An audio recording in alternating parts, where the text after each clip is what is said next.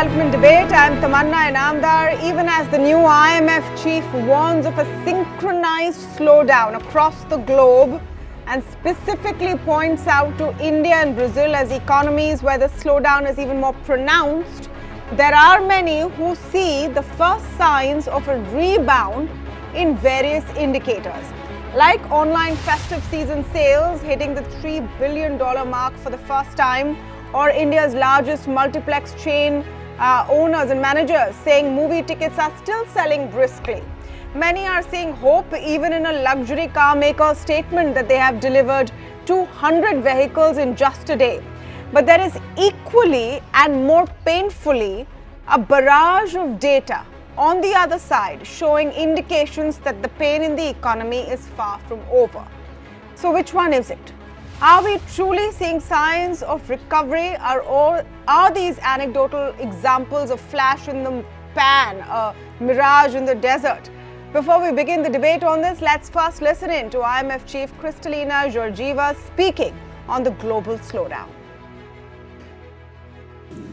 In some of the largest emerging market economies, such as India and Brazil, the slowdown is even more pronounced this year. Uncertainty driven by trade, but also by Brexit and geopolitical tensions, is holding back economic potential.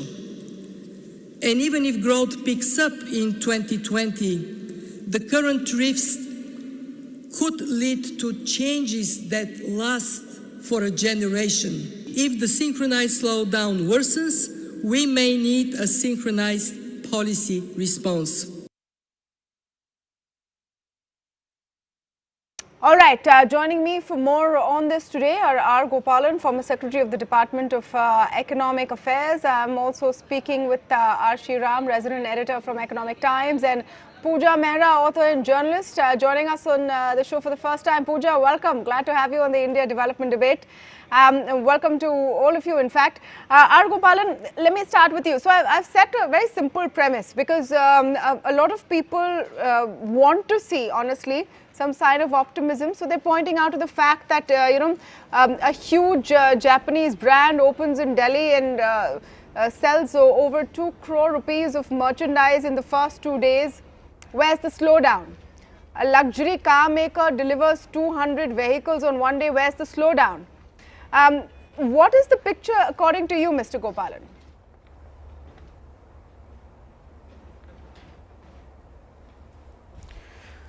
Well, these are all possibly some blips which are coming through because some, sentiment of festival coming in, but the uncertainty remains as far as the various aspects of the economy is concerned.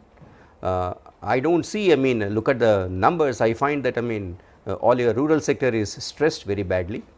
The consumer credit credit card credit may be growing, but not in other areas.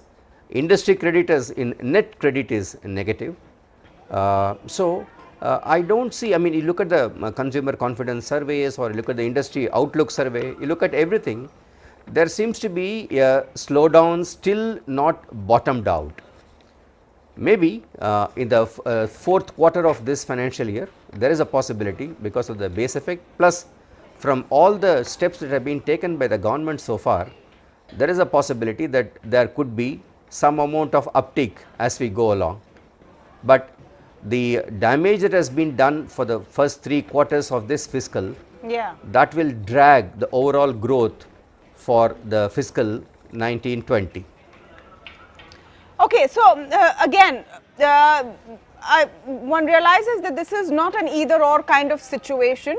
No one is suggesting that things are already bright and sunny and shiny, but are we seeing anything concrete in sort of the festive season initial trends is what we're trying to suss out. Shriram, let me come to you on some of these points. Now, a lot is being made of the e-commerce sales and $3 billion being clocked according to a consultancy. The companies themselves have not put out figures in the first week of those sales. And then, people ask then if there is no money or no consumption demand, then why are they buying? How do you look at the overall picture?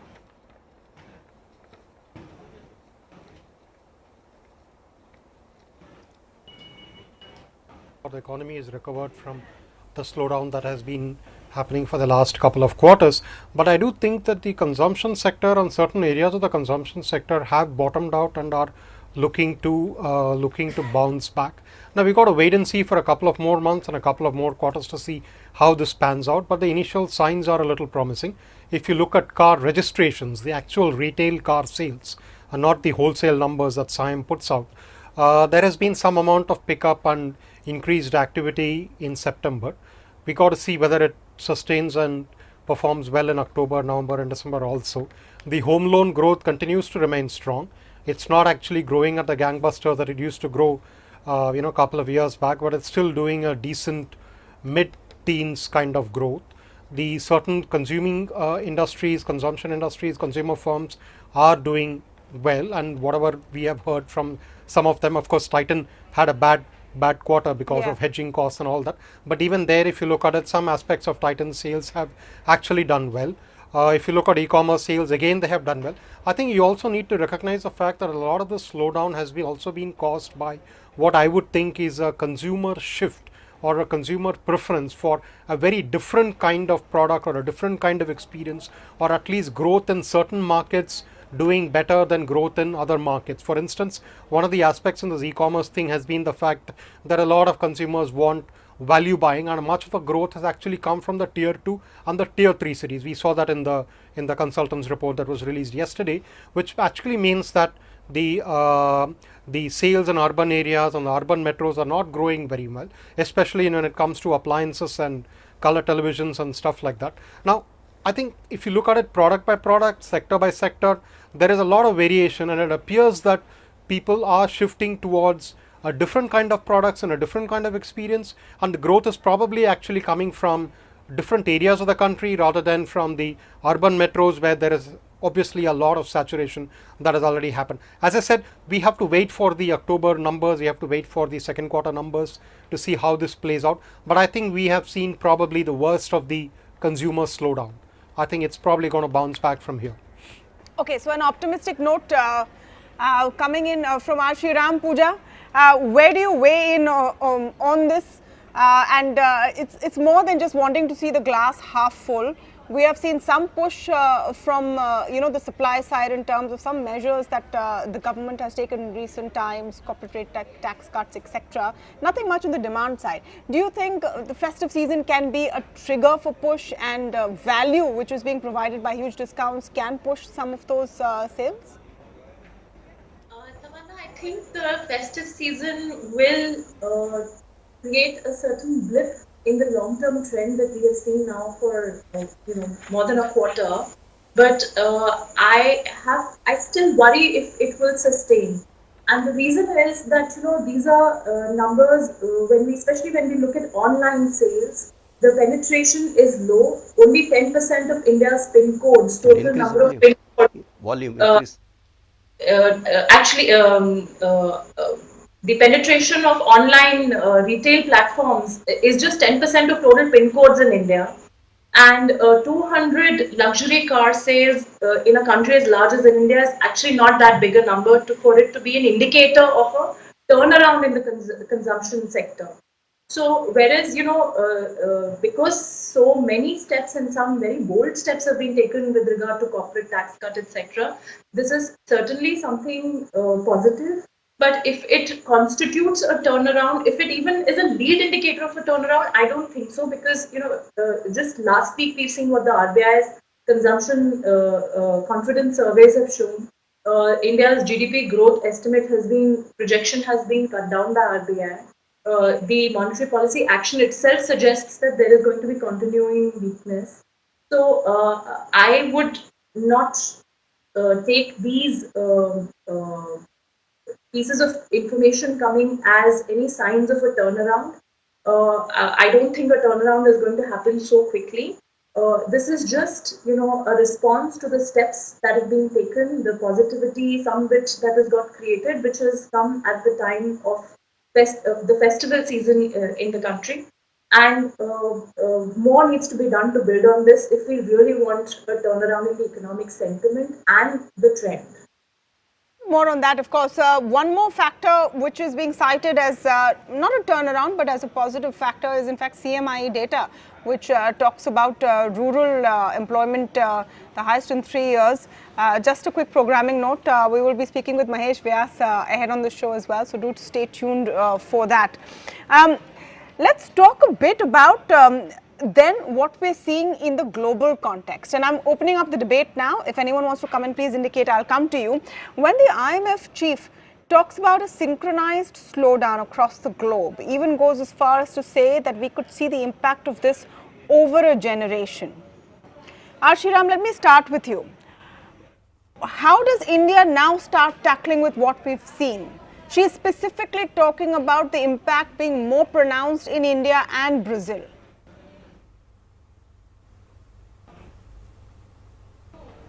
Well, you got to see what the IMF chief is obviously basing her data on. Obviously, she has very sound numbers that she must be having to actually talk about the slowdown in this manner. But given the fact that exports as a percentage of GDP or trade as a percentage of GDP in India is not as high as in some other emerging markets, how much of the global slowdown is actually affecting India, I'm not so sure.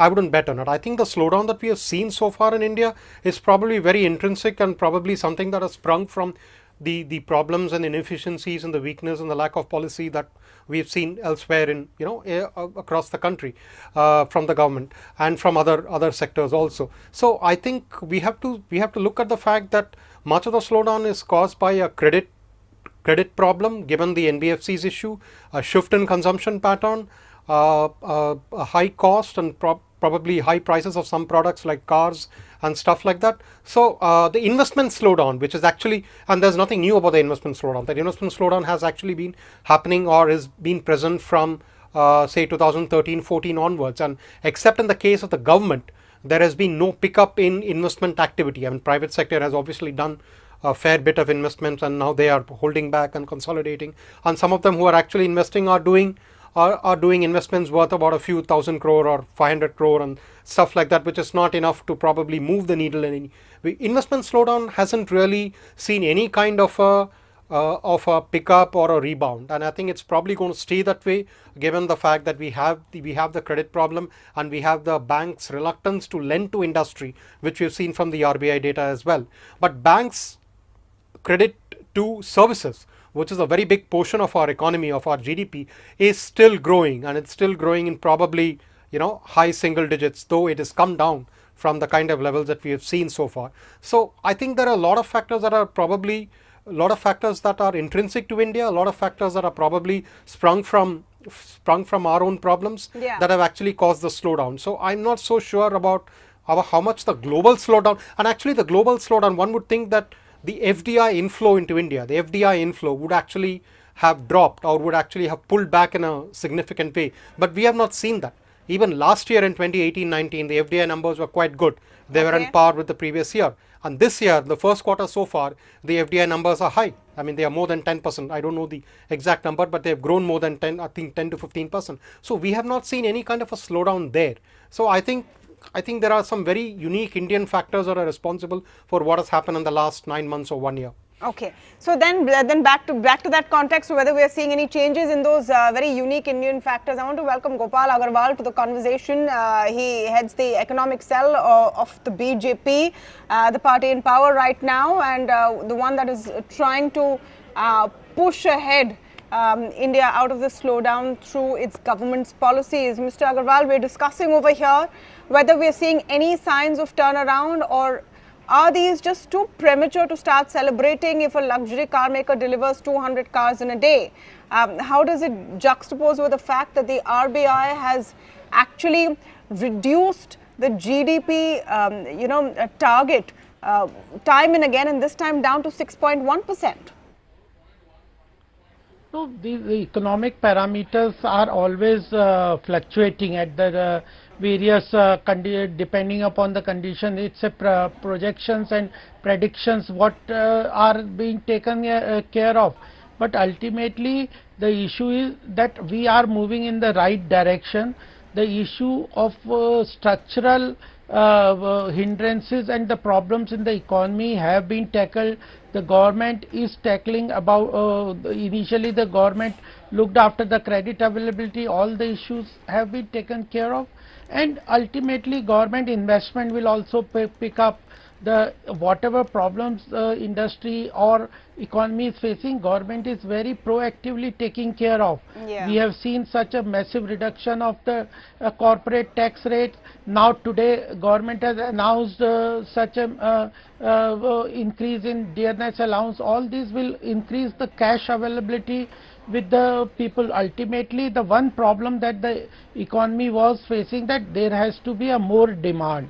So government is now focusing on generating demand, and demand will come from the how is rural that going to areas. happen, Mr. Agarwal? Since I have you here, let me ask you, how is that really going to happen? And I know you say the dearness allowance has been increased, but it's going to a very, very targeted small section of society. Babus will be very happy. Hopefully they'll spend more this Diwali. But what about everyone else? How are you going to boost demand, say, in rural India? Ultimately, the demand in the economy come from the liquidity. Already corporate tax, the government has given a reduction of 1,45,000 crores. Now this around 16,000 crores further tax, this salary incentive is going to the public. Then the issue of other, government has planned a massive investment outflow of 100 lakh crore over this coming year. So this all will create demand in the economy, liquidity in the economy. Then the cycle of various initiative of the government, from credit availability from the banking sector, reducing real interest rate, even you see on the labor reforms, also government is moving ahead with the 4 labor codes. Ultimately, how the economy will move? It will move when the government is responsive, government is taking care of every problem that is arising. Okay, that's your perspective. Let me see if others, after every challenges, let's see if others we are reducing GST, agree we with are you. reducing corporate tax, we are GST, the GST Council reduces, Mr. Agarwal. Yes, let me see if others agree with your perspective that whatever needs to be done is being done. Pooja is smiling there, so I'll come to her.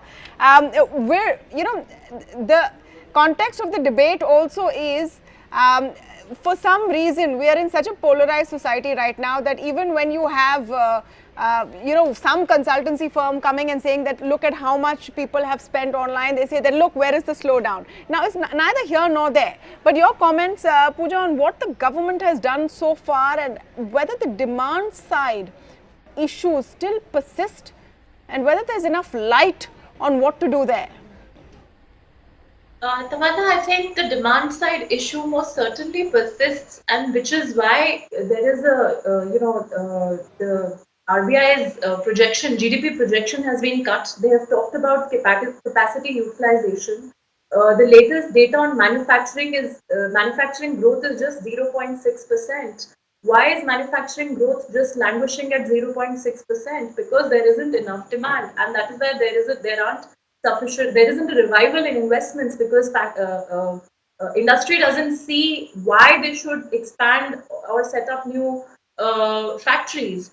And all of this comes down to the fact that the tools with which governments, and this is not just the government in office right now, but the tools with which successive governments in India address these kind of problems is either pay commission or a dearness allowance, or the RBI when they when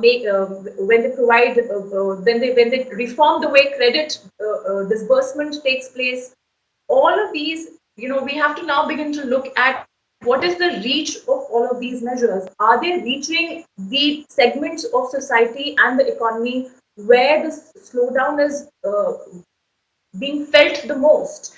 And I think the slowdown is probably being felt the most in rural areas, and especially rural areas where agriculture is concerned, because agricultural prices have not been doing well, and therefore agricultural incomes are not doing well. And as consumers, we all feel good about that because that leads to savings for us. But that's not good for farmers, and that's not good for other people who live in rural areas and depend on farm incomes. And I think PM Kisan was one idea which was introduced in the interim budget in February, we are yet to see any results on the ground of that scheme, which tells us that either the money is not reaching the intended targets, or the money that is reaching is insufficient and probably needs a relook. Probably there is need for some other schemes to address that segment of the economy. And once the and that segment of the economy was also the worst hit by demonetization.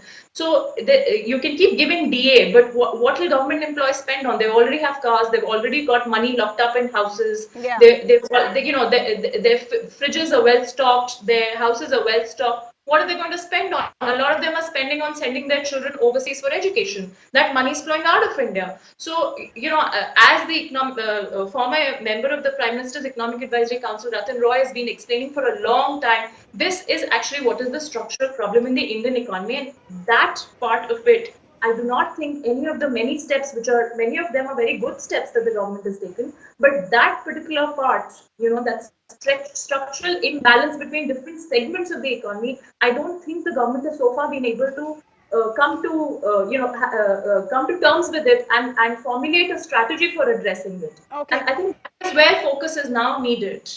Two bits of data on, Gopal Agarwal wants to respond, but just 2 bits of data on the rural economy, both from CMIE. I already spoke about one where employment seems to have picked up, though it's more to do with, heavy rains and monsoons and how that has...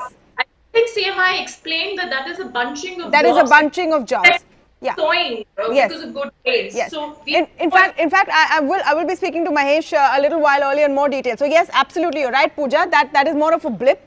In fact, even the e-commerce sales, though there has been an increase to $3 billion, the fact is that Redseer itself, the consultancy firm that put out this data, had projected much more, nearly $4 billion. So, and I want to reiterate over here that online sales. Tamanna, one second, Gopal. 1 second, Mr. Agarwal. 1 second. Yes. The reach of online sales is just to 10% of the total number of PIN codes in India. So we're talking about a very small section of Indian society. Fair enough. Like I said, this is not about glass half full or glass half empty. We're trying to understand if there's a directional change, and which is why I'm getting a wide range of views on that. The other bit of data which I was referring to is again CMIE data, which is looking at consumer sentiment improving in rural India. This is data they've put out recently as well. I don't know if it actually will translate into more demand in rural India or not. I'm not saying that. Yes, Gopal, you wanted to come back on some of the points Pooja made. Well, when you are talking of such a large economy with 130 crore population, there is bound to have some problems. If you just list out the problems, there will be there. But ultimately, the issue is that the government has tackled many of the problems, and it is continuously tackling it, and that will give the result. If we have good monsoon, it will help the government effort. If we have a revival in the rural economy, it will help. Ultimately, the sentiment also helps into revival. So we have been talking that there is no need to talk of being recession when you are having a fastest growing economy in the world. You are 5th largest economy in the world, and you are talking there is a recession. Where is recession? Recession means a negative growth. Yeah. You walked into that one all by yourself. Yes. You walked into that one all by yourself. It's our job to talk about the economy every day. What we are talking is, we are telling that the government is determined to reach the target of $5 trillion economy. That's great, but the government's determination alone is not going to help. It's not going to help. It's our job to see every day what is happening. That's excellent. It's excellent. That's a roadmap. So it doesn't mean we're going to shut our eyes and wait till the end. No, I am telling you what is happening. We have reduced the corporate tax in spite of all the challenges. We have cleared the NPA problems. The credit availability from the bank is being solved. Real rate of interest is being reduced. Credit disbursed is down 87%. Mr. Agarwal, 87% RBI data. Okay, wait, anyway, I don't want to get into this fight. So I'm just going to move on. Yes, Mr. R. Gopalan. Yes. Okay, let me just once again reiterate before I go to Mr. R. Gopalan. Are we saying that the government of the day is doing nothing about it? No. But the fact that the government is seized of the issue doesn't mean we're going to stop talking about it or that it's going to go away. No, we are working on that. Excellent. And That's the showing job. result. Your data today shows that. And which data shows that? Data today shows that. Which data shows that? All the things. Though the reports which are coming for IIP production, everything, there are sectors which are increasing. The IIP, I mean, new I don't know which sectors data are coming up. Okay, Mr. Gopal, let me come to Mr. R. Gopalan. I've got his audio fixed back again. Yes, Mr. R. Gopalan, let's, glass half full or glass half empty. I think it's important to understand where we stand so that we keep the pressure on and the focus on what we need to do. Especially in light of now a statement saying that this could be a synchronized slowdown across the globe that could impact one generation. For me, that was one of the scariest lines from what the new IMF chief said.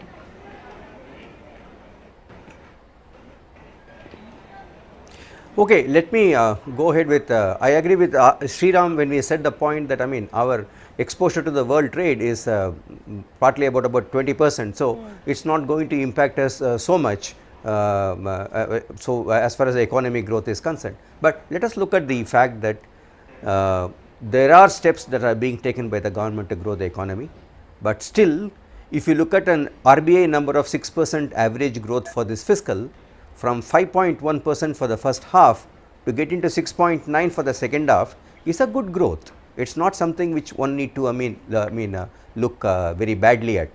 Look at the kind of headwinds the economy is facing.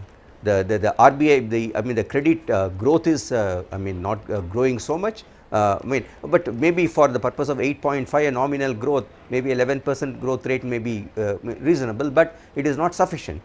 You get into the rural areas, stress in the rural areas is very much there. Maybe this monsoon is good, probably it is going to help to grow in the Rabi in a very better way, but the unorganized sector in the rural areas is still suffering. NBFCs had a problem, liquidity had a problem, and therefore credit reaching these people became a problem, and therefore that is one area which is still stressed. There are pockets where the growth is taking place, but the question that we need to look at is this a big holistic kind of a growth?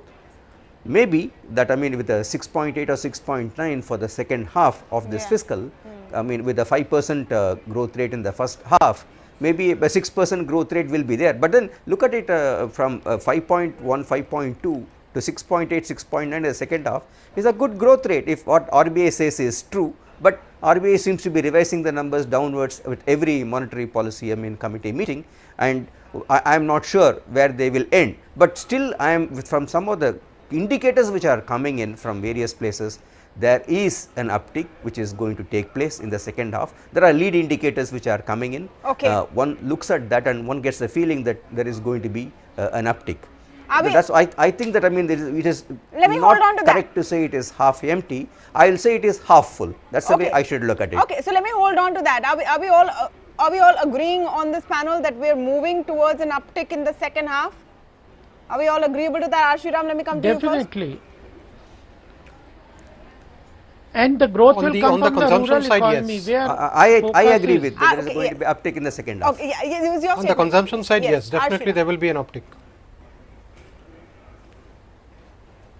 Yeah, on the consumption side, yes, I think we have seen the worst of it, and I think we are going to see a revival. I don't know how strong the revival will be because we got to wait for some more data to come in, but I think there will be an uptick in the consumption side.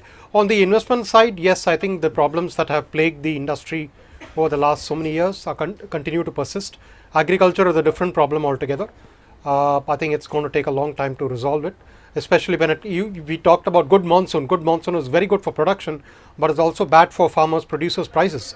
So we are probably going to be happy as consumers that we are not going to pay more for vegetables or cereals or oil seeds or something. But at the end of the day, the farmers are not going to get the prices that they want. Then it's not going to be. It's going to be the same story all over again. So well, yes, there is. But also let's also remember that the rural India, the non-agri portion of rural India is also very significant. It is not just about agriculture. It is not just about farmers. A lot of rural India is also non-agri. And while they may depend on farmers and agriculture to some extent, there is a lot of rural industries and a lot of work in the rural areas that is happening, which will keep demand up. And I think if since the monsoon is good, we are probably going to see a much better second half for rural India than what we saw in the first half. Okay, Pooja, let me get you to come in on that. Monsoon is one factor. Festive season, you said, is just a blip. If we are going to see an uptick in the second half, then it'd be interesting to know what has pushed it, then what has changed. Tamanna, I'm not so sure. I don't think this turnaround being talked about, how strong it is going to be, if at all there's going to be a turnaround. Because let's not forget that we have to also look at government spending, and especially government spending at the level of the states. Last year's data, which has just been put out on the RBI's website last week, shows that state governments have been reducing their expenditure, their development expenditure. And if they are going to stick to the FRBM targets, they are going to have to do that this year as well.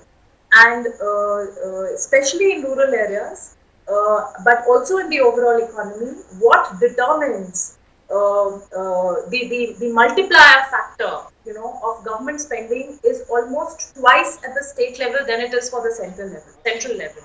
So we are already, if we are seeing a major slowdown right now compared to the growth rate 2 years ago, part of the reason is because states have reduced their capital expenditure in order to keep their fiscal deficits in check. And if they're going to continue to do that this year, then I think that is going to be a much bigger factor than all the other factors we are discussing right now.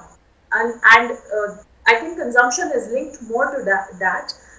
So I'm not so sure we are going to see this turnaround, that is being talked about, and which is why I want to reiterate that we cannot afford to feel that we have done a lot and now everything is going to be hunky-dory. No, there are many steps that have to be taken.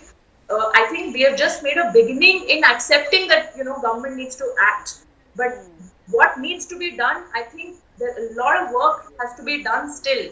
We cannot be complacent at this point thinking that consumption is going to turn around. And there are some very key points there made by Pooja. Let's not get complacent, Mr. Gopal Agarwal, since you've been talking about this roadmap.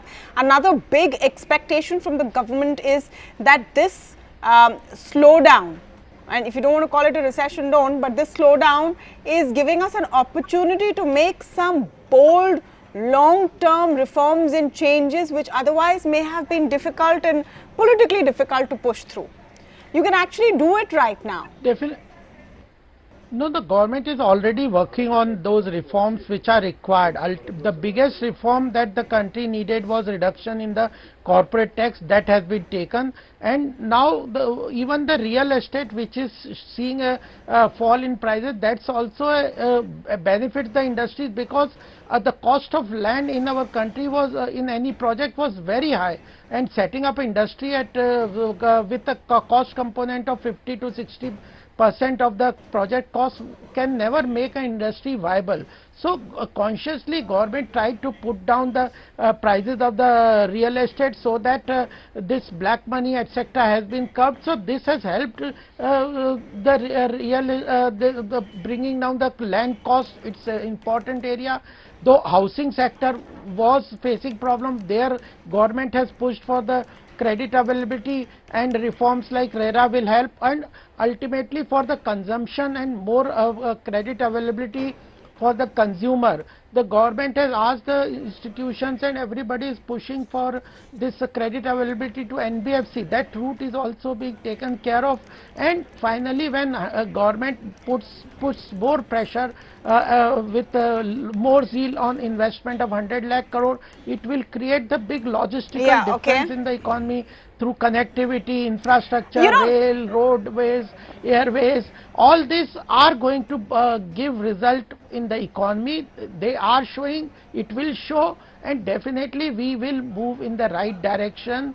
We are moving, and economy is surely bound to grow. We are facing some of the problems at the export front, but ultimately our domestic industry, domestic market is quite robust, and once the sentiment improves further, it will cyclically catalyze more. But are we just seeing a problem of sentiment right now? Are we just seeing a problem of sentiment right now? No, it is one of the. Just a couple of things, Mr. Agarwal. Corporate tax that is one of the problems. A big reform, but it's not the biggest.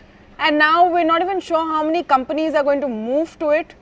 because of, MAT credit issues, etc. So we'll just put a pin on that and hope But to see, new industry, for the new pass industry, over. this is not a problem. But there has to be demand, otherwise why is anyone No, going to but start for the- new industries? So it's, I'm not saying nothing's done, but I'm saying it's more, let's not start patting ourselves on the back yet. That's the only point that is being made. There is a lot more to be done. We have to move forward with all the challenges. And we are determined, we have to move forward. And there are challenges, and I'm we glad accept that, those. And I'm glad that you're explaining and admitting that it's not just a sentiment issue. So which is why not talking about it is not going to help it. Not talking about it is not going to make people splash out, more money, just because no one's saying that there is a slowdown. But what else can we look at? Shriram, let me come to you. Fixing the employment generation. Absolutely. Employment generation is something which will really take the needle forward, or maybe even wage increase for those who are already employed. But Shriram, I just want to focus a bit on the sentiment part of it, because that has also become very talked about recently in the last couple of days especially. How big a role do you think sentiment plays? Well, sentiment plays a very important role, and obviously if people's incomes are growing and they're feeling good about themselves and their job prospects, and they're not very highly leveraged, households are not very highly leveraged, and obviously sentiment will help, but that is really not the case right now, especially when it comes to household leverage, which, as we have talked about in the past, is quite high and has actually, I think, nearly doubled in the last 5 years. But incomes haven't grown as much. That is an issue, and that is something that the government needs to do something about. The exact policy measures that they need to adopt, I mean, I'm not 100% sure as to what is it that they can do right now, because the one thing that will really increase incomes is higher investment, business expansion. That is a little muted right now, but hopefully one of the most important things that we about this corporate tax cut, it's not just the fact that the taxes for domestic companies, for existing companies, have been reduced, and there is an issue about MAT credit on how many companies will shift to the new regime. But the biggest game changer in my view is the 15 or 17% tax rate for new investments, especially in manufacturing, especially in new investment in new technology and new companies. I think that is really going to be a game changer. And I know from talking to various people in the market that a lot of companies are thinking of how best to take advantage of it, because this is a huge gift. And you as a company and you as an investor, you are obviously going to want to take big advantage of it, not just Indian companies but also foreign companies. So that's we got to wait and see how this will play out over the next 1 year or so. But I think the initial signs are very, very encouraging. More people are enthused by this tax rate rather than for the other ones where the tax rate has actually come down to 22% or so. But the most important thing that we got to recognize is that before we ask the government to take policy measures, you got to know what is exactly the problem, that identify the problem and then look at the measure that can probably resolve this issue. Well, we talked about GST rate cut for automobiles, but what if the demand in automobiles is not so much about I'm glad you spoke about automobiles, Shriram. In fact, a little survey that we did here with the top 10 dealers across India shows that once the clarity set in that there is going to be no GST cut in the foreseeable future, they've actually seen an increase in footfalls and in inquiries. So we'll have to wait and see again how that pans out. Tamanna, this is an important area. When you expect that there will be further slowdown, then people postpone the price fall, etc. That people postpone their buying decisions. Fair enough. But you know what my takeaway from that is? You know what my takeaway from that, Mr. Agarwal, is knowing consistency of policy. Of companies not waking up one day and thinking, now what will the government do tomorrow? Once you know that something is fixed for a foreseeable amount of time, you can plan around it like all of us do individually. I guess it's the same for companies. I'm out of time, but I want to thank all of you all for the conversation today. Most people on this panel see signs of some kind of an optimism, but a lot more work needs to be done. Too early to bring out the party hats yet. But while we're talking about the Indian slowdown and the global slowdown, just want to tell you about this interesting news story that even the United Nations is facing its own cash crunch. The Secretary General, in fact, while addressing the UN's budget setting fifth committee, said that the UN is facing, and I quote, its deepest deficit of the decade. This is because approximately 1/3 of the member states have not cleared their annual dues. India has, by the way, leaving the outstanding amount for the year at $1.3 billion. It's so bad that they may not be able to pay staff salaries for the upcoming month. Let's hope member nations pay their bills and the UN can continue its good work. Taking a very short break. On the other side, we're talking with Mahesh Vyas on IDD Direct, on how he sees an uptick in employment for September. What is beyond that headline? That conversation coming right up.